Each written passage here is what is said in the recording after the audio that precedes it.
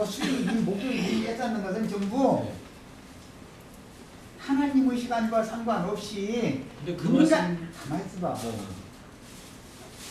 형님 버릇이 돼 있어. 가만히 있어. 제발 이러지 말라고. 다투자는 거야?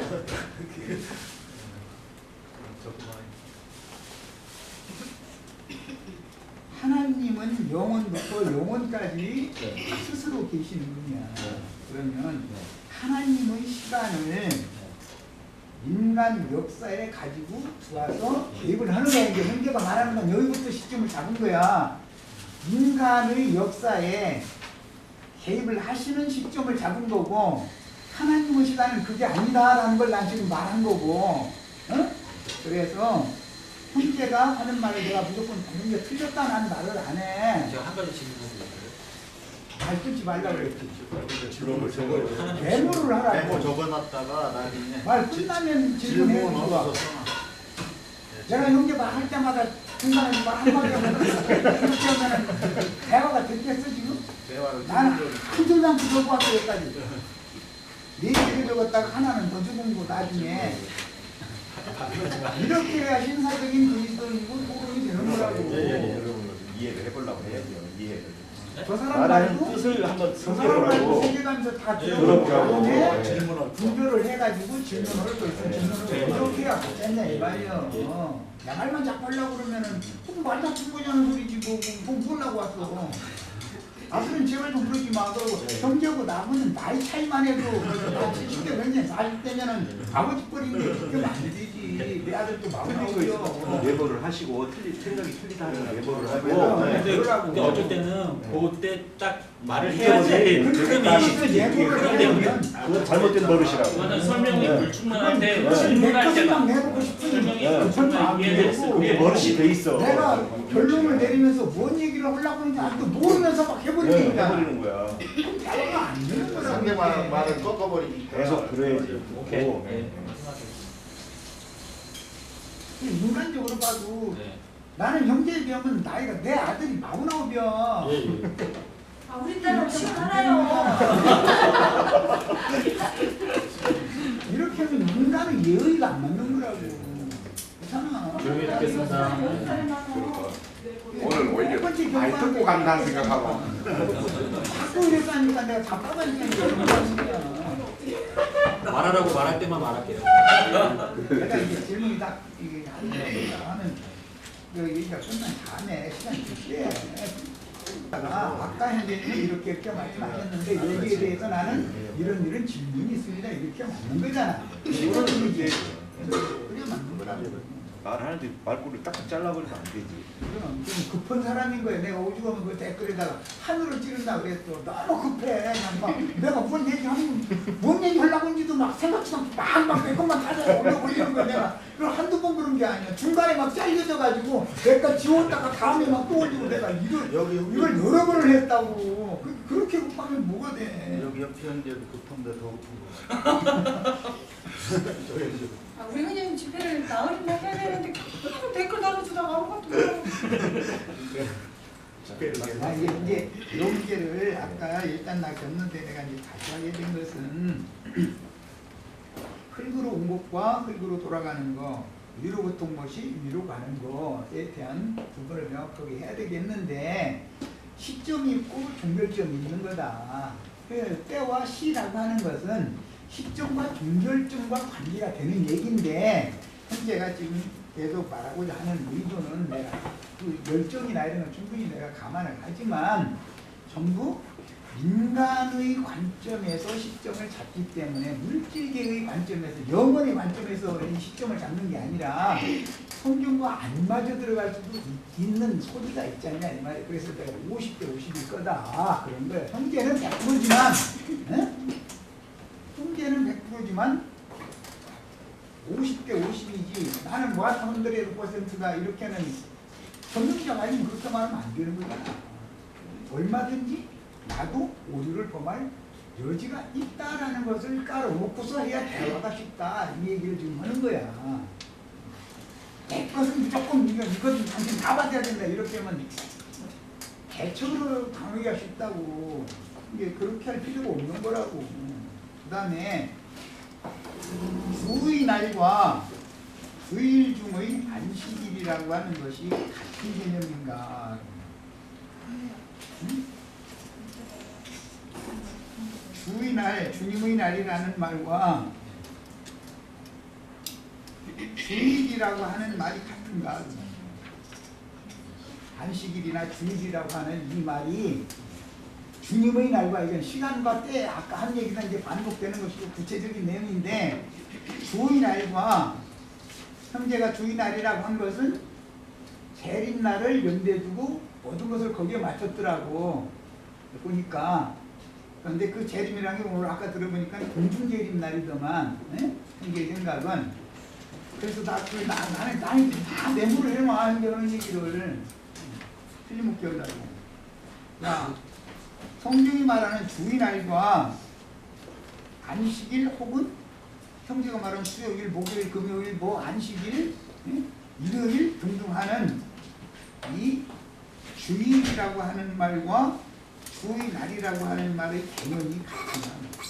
그건 질문이야. 답변이. 그럼 지금 형님이 말씀하신 주일이라는 게 무슨 요일을 말하는 거예요? 나한테 나는 지금 지금 질문을 했잖아요 저한테. 그러니까 주일과 주의 날이 같으냐 지금 주의 질문하시는데. 날과 주일이 개념이 어떤 개념인가를 한번 설명을 해볼까. 형제는 주의 날이라는 것을 전부 내가 들어볼 때는 공중 재림의 날로 결정을 해놨더라고. 그래서 요한계시록에 답변할까요? 가만 있어봐. 공중 재림의 날이요. 형제가 지금 인식하는 거는 네. 그런데 주일이라고 하는 것은 월요일부터 일요일까지 다 포함되는 거지. 한 주간의 어떤 날들을 말하니까. 일주일을 말씀하시는 거예요 지금요? 주일과 주의날이 같으냐고 이렇게 질문했어요. 형제가 말하는 그러니까. 주의날과 형제가 말하는 무슨 요일이라고 하는 날이 같으냐 이 말이에요. 이걸 질문한 거예요. 주의 날이라고 하는 건요 예수님의 날이란 주님의 날이라는 뜻인데요. 그 계시록에 보면 요한이 계시를 받은 날은 주님의 날이에요. 근데 그 주님의 날이라고 하는 것을 신약 성경에서 원어 성경에서 다 찾아보잖아요. 그거는 주님께서 오시는 날이에요. 그런데 그 주님께서 오시는 날은 계시록 1장 11절에 보면 큰 안식일이라고 되어 있어요. 근데 거기까지 갈 거예요. 이제 큰 안식일 그거 연결시키려고 지금 이거 질문한 거야. 그 큰 안식일은요. 위클리 세버스가 아니고 애니얼 세버스, 연례 안식일이에요.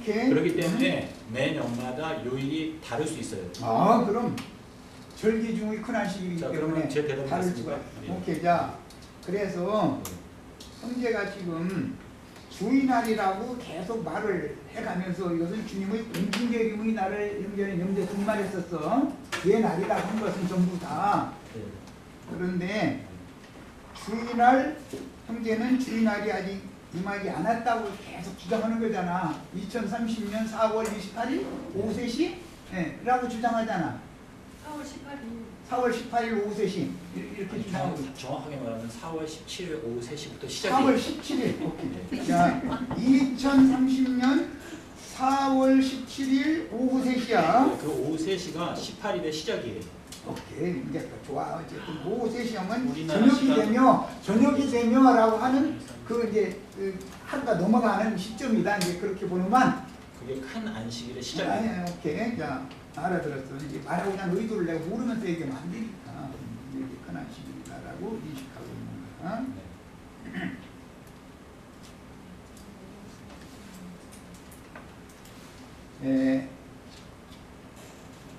주의날은 공중재림의 날이라 그랬고 몇 년도 몇 월 며칠 날 몇 시라고 하는 것은 형제가 말하는 창세기 1장 14절 이후에 나오는 해달별로 말미암는 인간사의 시간을 말하는 거예요.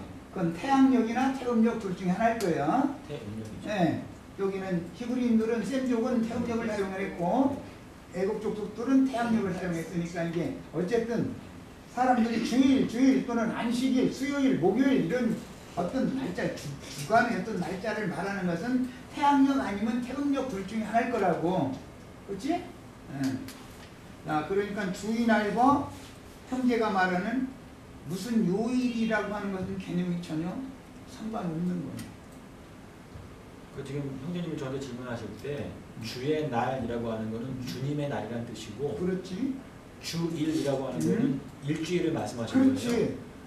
주일이라고 하는 것은 아니 주간이라고 하는 주자와 임금 주자는 다르잖아. 예. 한자로 되어 있는 성경 근데 보면 이제 제가 금방 지금 혼동한 게 알잖아. 뭐냐면 일요일 교인들이 보통 주일이라고 하면 일요일을 말하거든요. 그래서 지금 뭐를 말씀하신 것이 제가 주간의 날들이라 이 말이야. 주일, 주간이 근데- 한 주간의 예. 날들 이것은 그러니까 주님의 세상의 이것은 네. 세상의 시간 개념이다 그 말이야. 그렇지? 근데 예수님께 가만 있어봐. 한 주간의 날들이라고 하는 것은 세상 사람들이 계산하는 시간 개념 아닌가 이 말이야. 네 맞아요.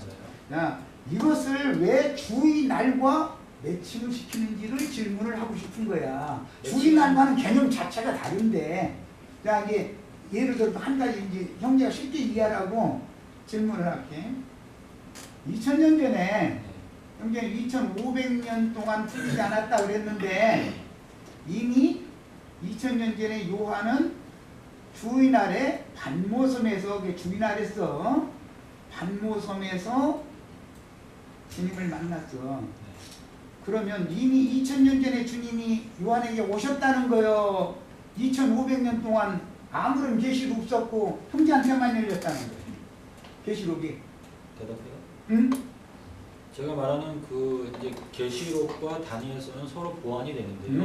모든 성경 하나님께서 인봉하신 책은 다니엘서고요. 계시록은 맨 처음에 주실 때부터 이 내용을 인봉하지 말라 그랬어요. 그래서 계시록의 내용은 인봉된 내용이 아니고 다니엘서에 보면은 7군데가 인봉이 되어 있습니다. 근데 하나님께서 그걸 인봉하실 때 마지막 때까지 이것을 인봉해 두라 그랬어요. 그렇죠? 그래서 그 인봉된 내용이 깨달아지는 거는 마지막 때 끝, 정한 때 끝이라고 그랬거든요. 그것 때문에 지금 이렇게 질문이 나왔군요. 제가 좀 더 충분히, 충분히 형제가 말하는 왜냐하면 인터넷 강의에서 다 들었기 때문에. 자, 그러면 다니엘서 12장에서 말하는 마지막 때가 언제? 그거는요. 하박국 2장 3절에 보면은요. 이 묵시는 정한 때가 있나니 그 종말이 속히 이르겠고 결단도 거짓되지 아니하리라 이렇게 말했는데요.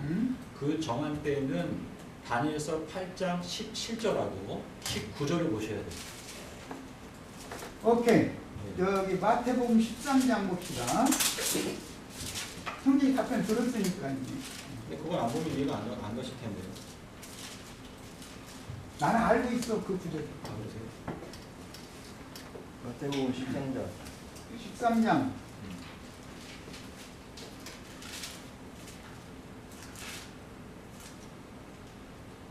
창세로부터 감추인 천국의 비밀을 누가 여는 거지? 예수 그리스도. 예수가 열어야지. 예수님이 왔는데 그러면 그러면 그 비밀의 계시를 열 분이 이미 오셨네. 형제는 아직 안 오셔가지고 2500년 동안 안 열렸다고 그랬고 인공된 책이 한 번도 열린 적이 없다고 형제는 지금 예수님께서 가만 있어. 형제는 다니엘서 예언이 예. 다니엘서 예언이 천국의 비밀이지. 그렇죠. 천국의 비밀이 예. 인공된 첫 번째 일을 떼실 수 있는 자격이 있는 분이 누구예요? 예수님. 예수님이지. 예. 그런데 2500년 동안 안 열려주는데 형제한테만 열렸다면 거짓말하는 거예요. 그게 진리예요.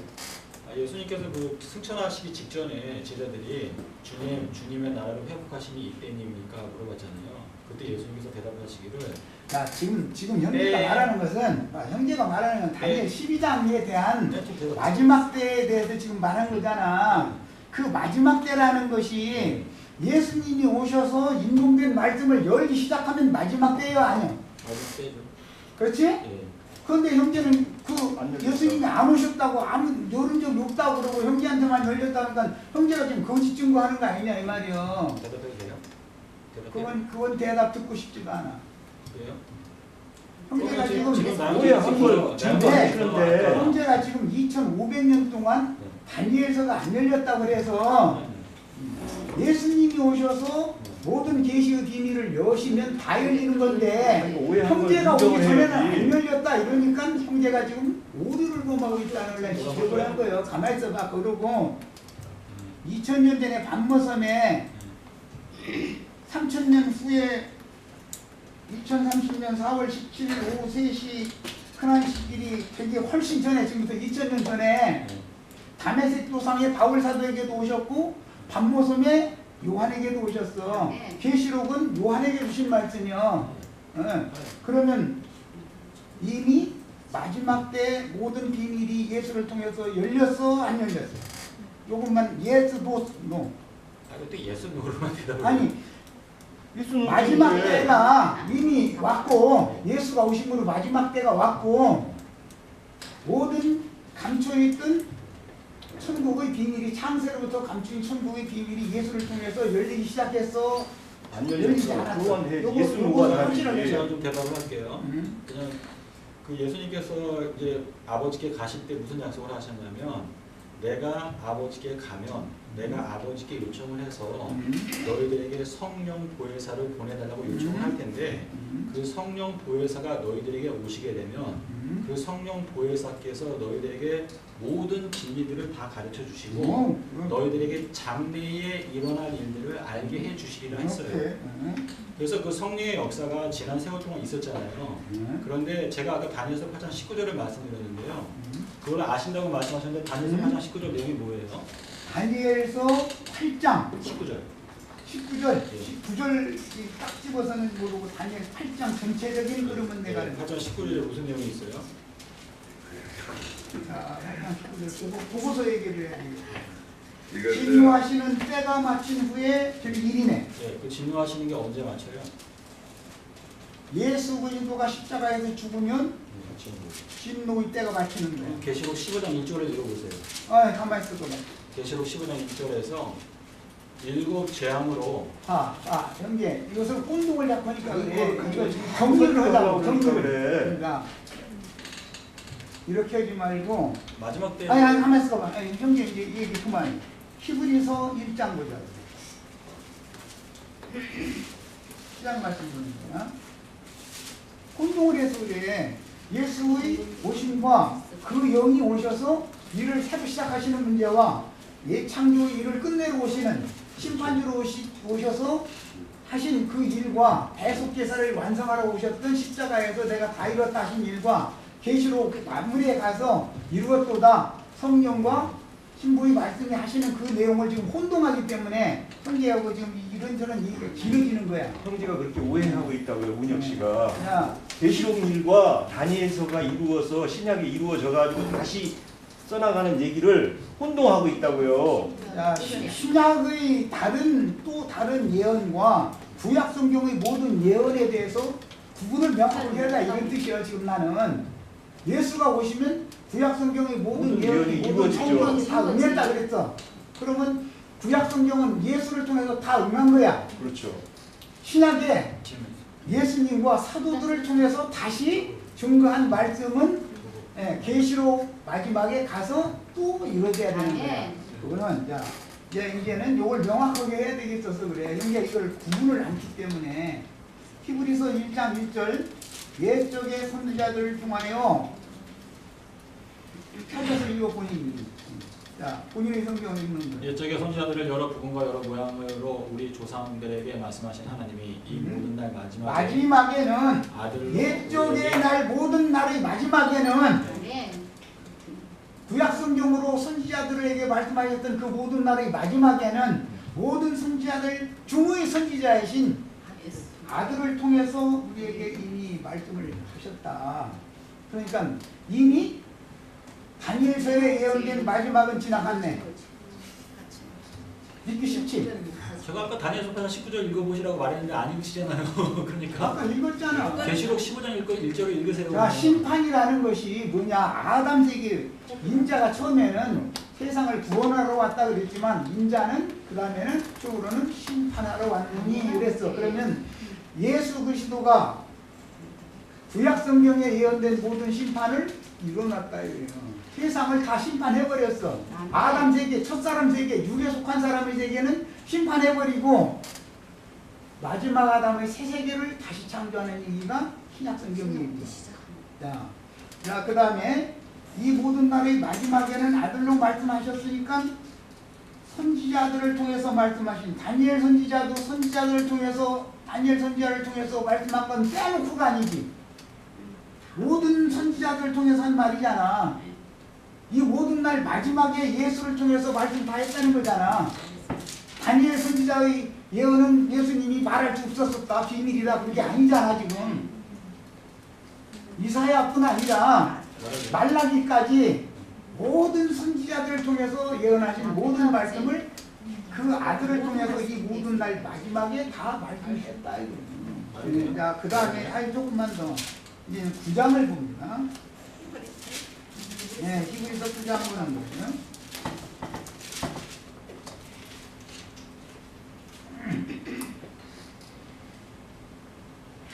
26절부터 그러면 그가 세상을 창조할 때부터 자주 고난을 받았어야 할 것이로되 이제 자기를 단번에 제물로 드려 죄를 없이 하시려고 예수가 육신의 모양으로 와서 죽으면 세상 심판된 거지. 아담 세계는 끝난 거잖아. 예수의 죽음을 통해서 세상이 심판됐잖아. 다니엘의 심판 예언이 이루어진 거다 이 말이야. 야, 죄를 내가 세상을 심판하러 온 게 아니라고 그랬는데. 내가 세상을 심판하러 왔다는 말씀이 나중에 나온다고 요한복음에. 나는 세상을 구원하러 왔다는 앞에 하신 말씀이고 예수님께서 초림하신 거예요. 이 세상에 심판이 일어나니 인자가 세상을 심판하러 왔노라 그랬잖아. 야, 세상의 모든 죄를 끝내는 것은 세상의 심판이다 이래요. 이것은 예수가 육신으로 예수가 죽으면 예창조 세계는 끝난 거다 말이야. 아담 세계는 심판받았다고 말이야. 그런데 그렇게 하려고 예수가 육신으로 오신 그때가 이미 뭐라고? 죄를 없이 하시려고 제물로 단번에 드려서 죄를 없이 하시려고 세상 끝에 나타나셨느니라 그랬어. 예수님이 오시면 세상 끝이지. 내 말 맞아 틀려? 좀 말할까요? 말해봐. 예수님이 오시면 세상 끝이 아니야. 이거 가끔 세상 끝이지. 그런데 형제는 세상 끝이 아니라는 걸 자꾸 강조를 하니까. 그래서 이게 질문을 한 거예요. 오케이. 대답할까요? 말해봐. 예수님께서 이 땅에 오셨다는 뜻은 뭐냐면 이 만물 위에 계신 분이 이 세상에 오셨다는 건데요. 하나님께서 방문하시는 것이 이 피조물들에게는 그게 말세를 의미해요.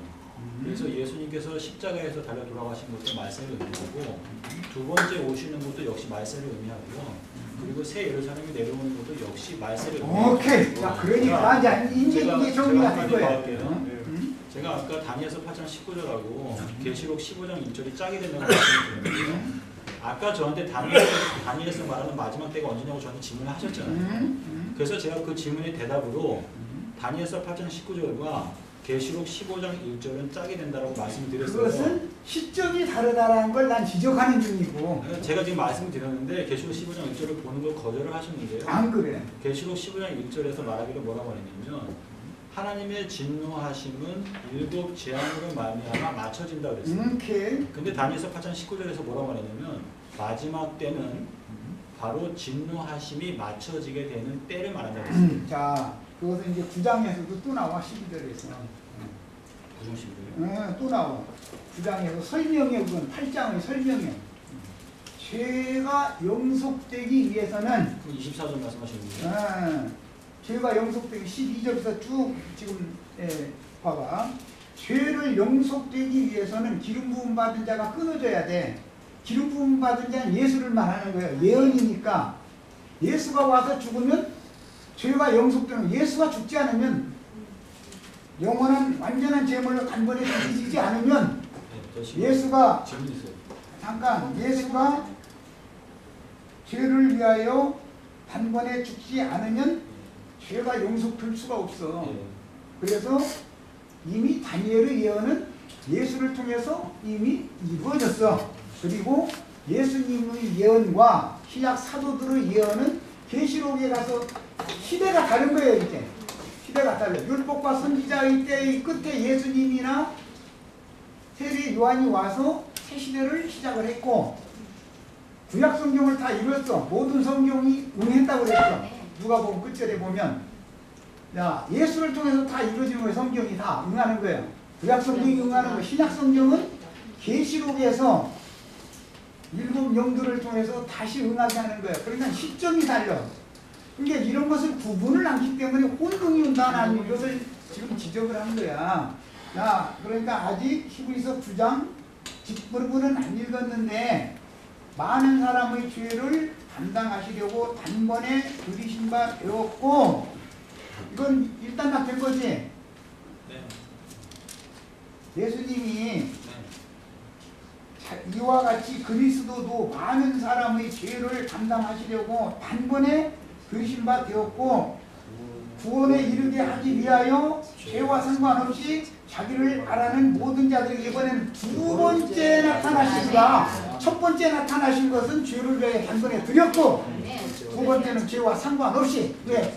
죄를 용서해놔버렸으니까 두 번째 오실 때는 죄와 상관없이 두 번째 나타나시리라. 이것은 미래형이야.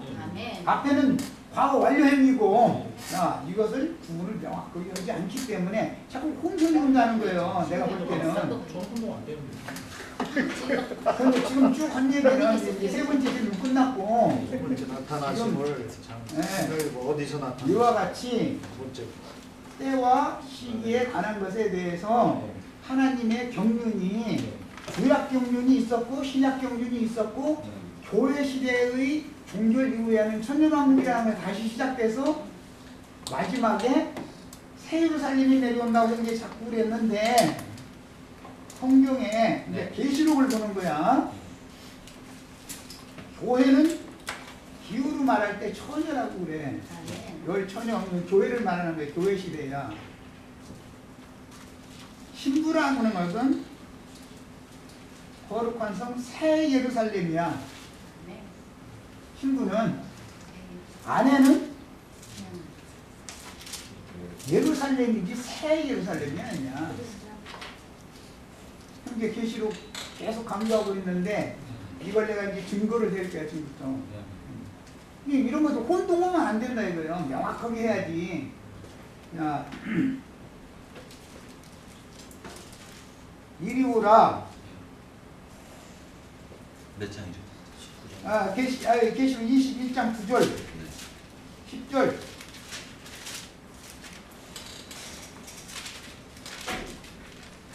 일곱 대접을 가지고 마지막 일곱 재앙을 담은 일곱 천사 중 하나가 와서 내게 말하여 이르되, 이리 오라. 내가 신부 곧 어린 양의 아내를 내게 보리라. 신부라는 말이 나왔고 아내라는 말이 나왔어요. 신부는 시집간 새댁이 신부인 거야. 거룩한 성 새 예루살렘이라는 말은 새댁이다 그 말이야. 아내는 첫날 밤을 자고 난 다음부터가 아내라고 말해요. 신부라고 안 해. 셈족의 언어 관습이라고 이것이. 그리고 나서 성령으로 나를 데리고 크고 높은 산으로 올라가 하나님께로부터 내려오는 거룩한 성 새 예루살렘이요 예루살렘이요. 아내를 보여주는 것이 새 예루살렘이요 예루살렘이요. 자, 형제가 지금 왜 이런 것을 혼동을 하는지를 내가 지금 지적하는 거야. 시대적인 경륜이 다르다 이거예요. 교회 시대에는 처녀라고 말하지만 천년왕국 기간에는 신부라고 말해. 새 예루살렘이라고 말해. 영원 후에 들어가면 아내라고 말해. 성경이 이게 경륜이야. 그러니까 그 모든 경륜에 맞춰서 하나님의 말씀이 해석되어져야 맞지. 형제처럼 이거에다 저거 이거에다 저거 했다 막 믹스시켜버리면은 이게 혼동이 온다고. 말해도 돼요? 말해봐. 제가 뭐를 믹스했어요? 기점을 지금 세 가지 질문한 거야. 기점을 영원하신 하나님의 시작점으로 삼느냐, 창세기 1장 14절이나 출애굽기 12장 아비월 6월절 절기로부터 기점을 삼느냐라는 것이 혼동이고, 첫째는 때와 시기에 관한 날짜에 관한 혼동이다 이거예요. 성경과 안 맞는다 이거예요. 이것이.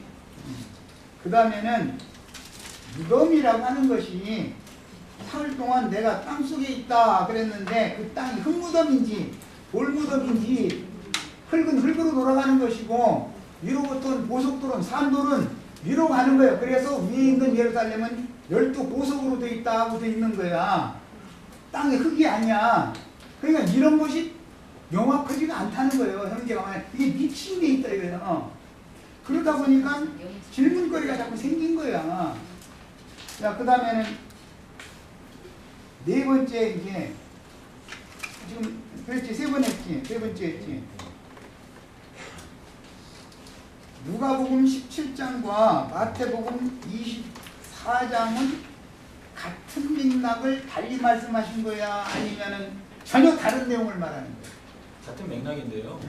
그 17장의 내용은 좀 더 구체적으로 들어가서 그 대화론이 시작되기 직전에 대해서 설명합니다. 그래서 지난번에 그 저기 인터넷상에서 이제 내가 그 질문을 했을지 우리 개혁 번역에는 없고 그 저기 알란트 번역판 그 형제가 지금 자꾸 원어 그래서 하는데 그 신약성경 스테반 번역이거든. 그 책장사요 사람은. 아니, 꼭 그것만 아니고 여러 가지 있죠. 그런데 그게 다 형제회 출신들이거든. 나는 그 사람들 안에서 신앙을 여태까지 해왔기 때문에 그 형제회에 관한 것은 너무 잘 알아. 형제들의 그 언어 실력이나 그 전문 언어에 대해서는 항상 듣던 얘기 습관적으로 그들이 형제회 같이 영적 서적을 많이 출간하는 사람들이 없어. 사람들은 아주 열심히 대단히거든. 심지어 옥스퍼드 성경 대사전이나 이런 것도 그들이 만들어 놓은 거야 그게. 감사합니다. 굉장한 사람들이요 그게. 그런데 나는 처음부터 그런 사람들한테서 신앙 기도를 받아왔으니까 아니 버릇이 된 사람이 있냐 이게 그냥 뒤에 익었어. 닦지 않도록 해버렸어. 그래서 그 사람들의 알란트 번역 16판과 지금은 19판까지 나왔다고 그러는데 자꾸 이제 보충을 하니까 그러지. 그런데 17판 여기 다 똑같이 형제가 말하는 것처럼 누가복음 17장에는 남겨지다라는 용어로 번역을 했어. 이것이 맞은 거야. 버려두다가 아니고 남겨지다라는 용어로 번역을 한 거야. 이것이 맞아. 그래서 내가 이것이 왔다라고 인정했잖아. 그런데 이 개념이 마태복음 24장과 맥락을 같이 하고 있기 때문에 인자의 날, 인자가 나타나는 날, 내가 세상에 다시 올 때 세상에서 믿음을 보겠느냐 여기까지가 한 달락이거든. 쭉 이어지는 말씀이거든. 그게 주님이 오시는 날이고 나타나는 날인 거야. 그게 거기에 대해서 지금 설명하는 거예요. 그때는 노아의 때와 같고 뭐 노아의 때와 같고 등등 마태복음과 맥락을 같이 하는 거라고 지금 그게. 자 그런데 단어가 누가복음에는 남겨지다라는 용어를 사용을 했고 마태복음에는 버려지다라는 용어로 번역을 했어. 그런데 이게 똑같이 형제회의 번역이야. 이것이. 자, 그래서 그 개념이 마태복음 24장과 맥락을 같이 하기 때문에 누가복음에서 남겨진다는 자와 데려감을 받는다는 개념이 마태복음의 데려감을 받는 자와 버려둠을 당하는 자의 개념이 같은 거다라는 걸 지금부터 이제 설명을 하려고 그래.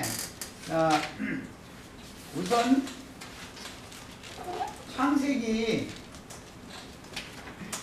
에녹 이야기가 창세기 4장에 나오지? 네, 거기부터 봅시다. 4장 같은데 아니, 4장 26절. 네? 4장 26절. 5장 24절. 5장 24절. 에녹. 자, 5장 24절. 네. 네, 자, 같이 봅니다. 자, 그는 365세를 살았더라. 그때는 1000년 사는 때잖아. 제일 오래 산 사람 960세까지 살았고 그랬으니까 1000년기의 기간에 365세를 향수하고 죽었어. 그런데 죽었는데 형제는 죽지 않았다고 했고 나는 죽었다고 했고 23절은 무드셀라입니다. 24절 지금 있잖아. 에녹이 하나님과 동행하더니 있잖아. 에녹이 그러니까 365는 무드셀라. 다니엘이 아니야. 360세를 살았어. 에녹이 아들이 에녹이 얘기하잖아요. 65세에 무드셀라를 낳고 365년 동안 더하기. 살고. 그렇지. 제일 오래 산 사람이 에녹의 아들 무드. 에녹은 365세를 양수하고 죽었어. 터지다. 이 방주가 터지다. 저기. 자, 에녹이 하나님과 공행하더니 하나님이 그를 데려가심으로 데려가다. 에녹을 데려가셨다고 돼 있어. 예. 그런데 히브리서에서는 하나님께로 옮기셨다라고 돼 있어. 신약에서는 이렇게 설명을 해놨어. 옮기셨다. 데려갔다라는 말은 이걸 형제 저기 히브리어 이제 잘 이제 많이 찾아보고 그러니까 취하여 가셨다 그 말이거든. 예. 취하여 가셨다. 여기는 이사야 57장 1절 2절에 또 의미가 나왔어. 취하여 가셨다. 이 말씀이 마태복음 24장이나 누가복음 10장에서 하나는 데려감을 받고 라고 이 말씀을 갖다 인용을 한 거야. 데려가셨어. 왜요? 자, 그런데 이 데려간다는 뜻, 취하여 가신다는 뜻, 옮기신다는 뜻은 무슨 뜻이냐? 세상에서 하나님께로 옮긴다라는 뜻은 예수님이 내가 아버지께로부터 세상에 와서 세상을 떠나 다시 아버지께로 돌아가노라라고 말씀하신 그런 뜻이다. 자, 그래서 이 에녹의 365세 때 뭔 일이 있는가 하는 앞에 라멕 얘기가 나오지. 같은 시대 사람이니까. 자, 라멕이 자기 아내들에게 하는 말이요. 23절 4절 라멕이 아내들에게 이르되 아다와 실라여 내 목소리를 들으라. 라멕의 아내들이여 내 말을 들으라. 나의 상처로 말미암아라는 나의 상처로 라멕을 상처 준 사람이 있는 거야 지금. 라멕을 상처 준 사람이 있는 거라고.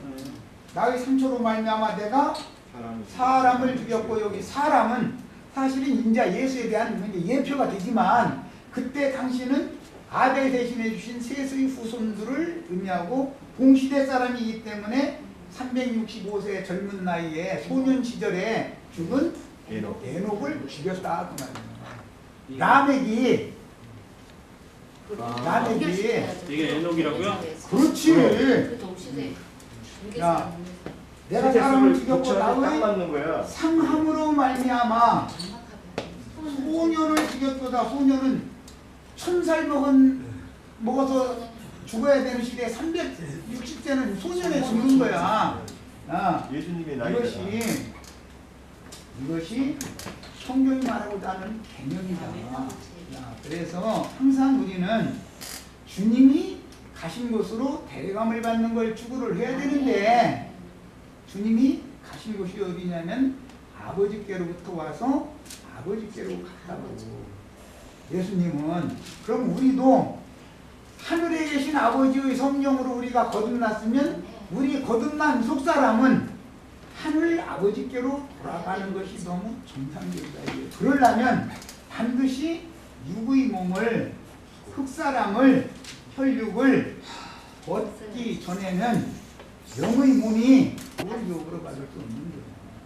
이거 질문해도 돼요? 네, 질문해봐요. 그 히브리서에서 에녹은 죽음을 보지 않고 네. 옮겼다라는 말씀. 네, 있어요. 11장. 네.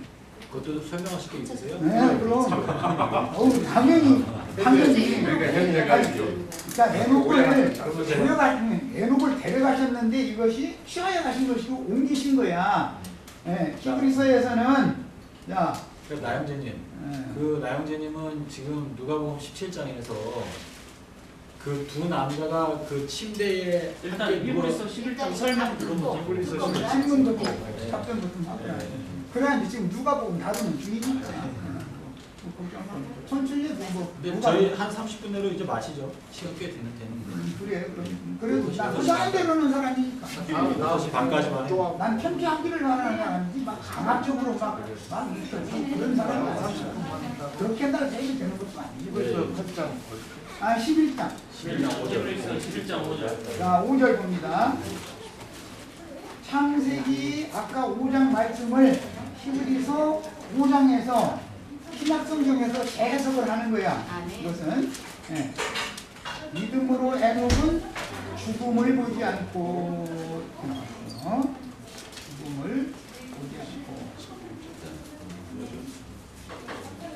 자, 이 말씀 전에 요한복음 11장을 이제 인용을 할게. 거기 보면 나를 믿는 자는 죽어도 살겠고 살아서 나를 믿는 자는 죽음을 보지 아니하리라. 거기 죽음을 보지 아니하리라 라는 말씀, 그 똑같은 말씀 여기다 갖다 재인용을 한 거야. 요한복음 11장 예수님이 하신 말씀을. 이 말씀을 마르다에게 예수님이 하신 말씀이에요. 나는 부활이요 생명이니 네가 이것을 믿느냐? 나를 믿는 자는 죽어도 살겠고 살아서 나를 믿는 자는, 여기서는 제일 중요한 것이 뭐냐면 일단은 살아나야 돼. 살아서 나를 믿는 자야 돼. 살아서 믿는 자와 죽은 자가 믿는다고 떠드는 것은 개념이 전혀 다릅니다. 죽은 자는 죽은 자들로 장사하게 하고 할 때 첫 아담 세계에서 온 건 흙사람은 전부 흙에서 온 건 하나님 올 때는 전부 죽은 자들이야. 전부 죽은 자들이야. 육체는 하나님 올 때는 야 뭘로? 죄와 허물로 다 죽어있는 중이야. 뭐가? 영이. 영적으로 다 죽은 자들이야. 하나님은 지금 살고 죽고를 영이 사느냐 죽느냐를 지금 성경은 말하고자 하는 건데, 야 살아서 나를 믿는 자는 이라는 것은 믿음으로 거듭났어야 산 사람인 거예요. 네, 요한복음 14장에 뭐라고 되어 있냐면 그날에는 내가 살았고 너희도 살겠느니라. 그날에는 너희가 내 안에 내가 너희 안에 있는 것을 너희가 알리라. 그래서 이 사람만이 산 사람이야. 이게 된 사람만이. 그러나 세상은 내가 영으로 올 때 날 알지도 못하고 보지도 못하고 나를 받아들이지 않을 거다. 그러나 너희는 나를 보고 영입할 거다. 네. 자, 그래서 여기서는 에녹 이야기를 할 때는 살아서 믿은 사람 얘기를, 그래서 생전에 하나님을 기쁘게 살아있는 동안 하나님을 기쁘시게 하라 하는 자라는 증거가 있는 사람이지, 하나님을 기쁘시게 한다는 증거가 없는 에녹이 죽음을 보지 않았다는 말이 아니다. 그러니까 성경이 말하는 죽고 사는 문제는 선악을 알게 하는 나무 실과를 네가 먹는 날에 네가 정령 죽으리라 그랬지. 한글 시작에. 그러면 선악을 알게 하는 나무 실과를 따먹은 그날에 넌 정령 죽으리라 그랬지만 그날 아담과 하와는 죽은 거야. 아니요, 죽었어야 했는데요. 그 개성물인 양이 제공되었기 때문에 안 가만 죽었죠. 있어봐. 하나님이 그럼 말 바꿔? 선악을 알게 하는 나무 실과를 먹는 날에는 너는 정령 죽으리라 그랬으면 죽은 거야. 그걸 먹자마자. 가만히 있어봐. 이제 질문 조금 이따 해도 되니까. 죽었는데 뭐가 죽었냐면 영이 죽은 상태가 아니에요. 선악과를 먹자마자 영은 죽는 거야. 죽었어. 아담과 하와는. 그러나 육신내로는 935년을 더 살았어. 935세에 죽었지 아담이. 930세. 930세? 930세든가? 야, 그러면 죽고 산다라고 하는 개념이 뱀은 아니라 얘가 결단코 죽지 아니하리라. 뱀은 육신이 죽지 않는 것을 말을 해준 거고, 하나님은 영이 죽고 사는 것을 지금 말합니다. 하나님의 말씀은 늘 영에 관한 말씀을 하는 거예요. 마귀는 항상 육신에 관련되는 것을 말하는 거예요. 그래서 이런 것을 구분을 잘해야 돼. 성경에 죽고 사는 문제를 때는 엊그제 내가 그 댓글을 달면서 형제가 그 댓글 자꾸 쓰는 걸 볼 때 이것을 구분을 명확하게 않는구나, 이게 믹싱돼 있구나라는 걸 내가 느꼈어. 그래서 오늘 이것도 낸 거고 말하는 중에, 야 나사로 얘기로부터 누가복음 16장 나사로와 부자 얘기로부터 시작된 거지. 그 제자들에게 복음을 전하느라고 누가복음 16장 얘기한 거잖아. 이 세계뿐 아니라 사후 세계에도 아브라함의 품에 들어갈 자와 불꽃에 떨어질 자가 있다. 그런데 이 생에서 예수님이 전도를 하면 받아들이면 사후 세계에도 아브라함 중에 들어 위로를 받게 돼 있는 거다. 그걸 설명을 해주느라고 누가복음 16장에서부터 쭉 말씀을 해 나오니까 바리새인들이 부자와 부자 형제들이라는 것은 자기들을 말한 것이라는 걸 그들이 눈치는 빨라서 안다고 알으니까 예수님이 제자들에게 하시는 말씀에 탁 끼어들어가지고 주여 주의 임하심에 대해서 질문을 한 거야. 중간에 누가복음 17장 이렇게 돼 있지. 누가복음 17장에 20절 보면 바리새인들이 하나님의 나라가 어느 때 임하나니까 바리새인들이 묻는 거잖아. 지금 예수님은 제자들한테 말씀하고 있는 중인데 그냥 제자들과 바리새인들의 대화인지 주님과 제자들의 대화인지 주님과 바리새인들의 대화인지로 구분을 정확하게 해야 된다. 이거 믹싱하면 안 된단 말이야. 자꾸. 그러니까 예수님이 대답한 거예요. 하나님의 나라는 누구 보고 하는 말이 바리새인들의 질문에 대해서 대답하는 말이면 제자들 보고 하는 말이 아니야. 제자들은 나사로로 비유가 됐고 나사로를 하찮게 여겼던 부자와 부자 형제들은 바리새인들을 지금 예수님이 염두에 두고 쭉 설명을 해온 거잖아. 이 생의 뿐 아니라 지하세계 다음 세상에도 이런 일이 있다라는 걸 설명하느라고 비유거든. 그게 음모 비유라는 게. 야, 그래서 바리새인들이 끼어들으니까 주님이 답변을 하나님 나라는 볼 수 있게 임하는 것이 아니다 그랬어. 그런데 형제는 지금 2030년 4월 17일 오후 3시에 볼 수 있게 임한다고 자꾸 주장하잖아. 그러면 예수님이 거짓말한 거예요? 형제가 거짓말한 거예요? 하나님 나라는 볼 수 있게 임하는 게 아니라는데. 자, 이걸 내 지적을 해주고 싶고, 그 다음에 어느 한 날을 보고자 하되 그 한 날은 볼 수도 없다. 그래서 여기 22절. 22절에 네. 인자의 또 날 제자들에게 이르되 기다리라. 때가 이르리니 네. 너희가 인자의 인자의 날 날을 하루를 보고자 하되 인자의 날이라고는 단수로 되어 있지만 다 복수 개념이다. 그러니까 때도 마찬가지고 네네. 항상 그러는 거라고. 시점이 있고 동결점이 있는 거예요. 이게 센족의 언어 관습이요. 이거는 지금 헬라어기 때문에 쌤좀 얘기할 필요 없고 헬라어는 히브리어에서 나온 거야. 네, 거기서 다 유출된 거예요. 히브리어 헬라어 그렇게 아는 체 가면서 왜 그냥 글쎄 저희가 이 하나님의 내 말 말씀을 들어. 지금 언어의 계통을 얘기할게. 아니 있는 그대로를 얘기를 해야지 이게 복수인데 무슨 센족의 언어는 그러면은 제가 아람어와 가만히 있어봐. 아니 지금 그 말씀 하시니까 제가 말을 해야 되는데요. 하지 말아요. 하지 말라고. 내가 이거 말을 안 하면 논쟁 해결이 안 돼요. 아니 적어놔도 질문을. 때들과 시기질을 10분 정도만 더 하고 이제 그만하죠. 내가 때들과 시기들을 너희가 얘기하는 거잖아. 인자의 날 하루를 이것은 항상 단수로 번역을 해도 복수 개념이다 말이야. 항상 그런 거야. 때라는 것도 마찬가지야. 무슨 때면은 뭐 헤매라 별 얘기 다 해도 마찬가지야. 다 그런 거야. 야, 노아의 날들이 있고요. 인자의 날들도 1261이라고 하는 것은 인자의 날과 형제가 말하는 날은 다른 거라고. 아까 그래서 주간과 주일날이 같은 거냐 내가 질문했던 거예요. 형제 이런 걸 다 믹싱하고 있는 거라고.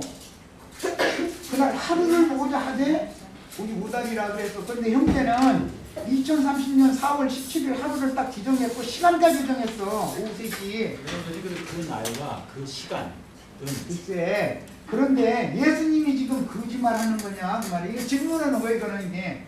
자, 인자의 날 하루를 보고자 하되 보지 못한다. 이건 제자들 보고는 말이야. 이 말은 바리새인들 보고는 말이 아니고. 그렇지? 여기 이렇게 돼 있지. 제자들한테 예수님이 거짓말했다 안 했다. 응? 제자들 보고 예수님이 지금 거짓말한다. 진리를 말한다. 20절, 21절은 바리새인들 보고는 말씀이고 22절 이하에서는 제자들 보고는 말이라고. 이게 지금 예수님이 제자들한테 거짓말했다 안 했다. 하죠. 사실 없지. 형제의 주장이 틀릴 수도 있다라는 걸 대답하는 주장해요. 대답을 해야죠. 질문하잖아. 예수자 문자를 딱 대답을 해야지. 예수님이 제자들에게 하신 말이 거짓말이다. 하나님이 거짓말할 수 없는 요한복음 14장에 나오죠. 아버지 하나님께서는 재림의 날짜와 그 시간을 아신다고 그랬죠? 아버지는 아신다라고 네. 얘기해요. 그러면 그게 때를 하루, 아시는데 하루, 시간이 따로 형제가 있죠. 말하는 그런 어떤 날을 말하는 게 아니고 날이라고 되어 있잖아. 네. 그런데 그 한 날은 볼 수 없다고 그랬잖아. 마태복음 24장. 마태복음 24장 36절에 이 마태복음 그 24장 날짜와 36절 그 시간은 아버지께서 아신다고 했죠? 아버지께서 아실 뿐 아니라 먼저 하루 하나님 반전이죠.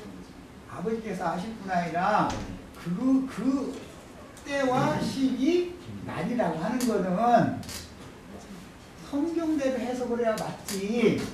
형제가 하루를 볼 수 없다고 하는 말을 형제가 이렇게 딱 날짜를 여기는 지정해놓고 하루가 아니고 시간까지 정해놓으면 형제가 예수님의 말씀 뒤집는 거 아니냐 그 말이에요. 예수님이 제자들에게 한 말이 하면 예수님이 제자들에게 한 말씀이 맞아, 형제의 말이 맞아. 하나님께서 판단해 주시겠죠? 아니요. 이제 그 말을 다. 저는 형제님 하나가 뭔가 하면 형제님이 시간대를 잡을 때 베드로가 열쇠를 갖고 있다고 그러니까 이것만 들어봐요. 베드로가 열쇠를 갖고 있다고 하루가 천년같이 천년이 하루같이 이게 비밀이잖아 열쇠. 그런데 이스라엘 민족은 어떤가 하면요 천수 이상을 셀 수가 없어요. 그 천수가 만수가 될지 1억 만수가 될지 영생이 될지 모르는 거예요. 그런데 거기다 기록한 천이라는 수가 인간의 수가 아니라는 거죠. 그 이스라엘 인간에게 쓰는 개인데 인간이 못 알아듣는 거를 썼어요? 천수가 이게요 이게 만수가 그래서 되고 계시를 받는 자에는 이스라엘은 천 이상 개념이 없어요. 계시 없으면 성경 야, 대체 이 정도 보자고 그러니까 이렇게도 하루가 영생 같고 영생 같고